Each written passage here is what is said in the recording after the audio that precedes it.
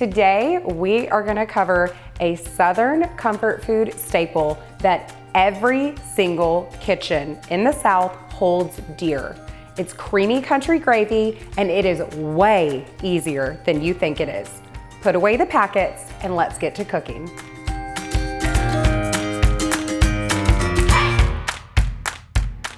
When I say easy, I'm talking 5-ingredient easy. And if you like to cook, these are probably ingredients that you probably have in your pantry right now. To kick off your homemade country gravy, you're gonna start with a roux, but don't let scary kitchen terminology scare you off. A roux is just a simple mixture of melted butter and flour mixed together on the stovetop. So the first thing we're gonna do is melt the butter. You wanna take care that you don't let that butter burn. So just let it melt, stay by it, and watch it closely.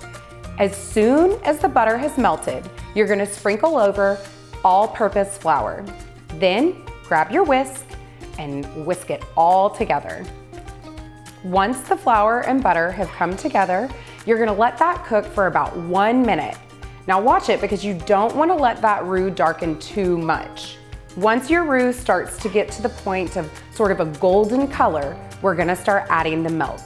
But here is how you make a country gravy perfectly smooth every single time. Are you ready? No lumps. You're gonna add your milk 1 big splash at a time, and you're gonna whisk after each addition. Once your milk starts to resemble pudding, then you can start streaming it in all at once, whisking all the while.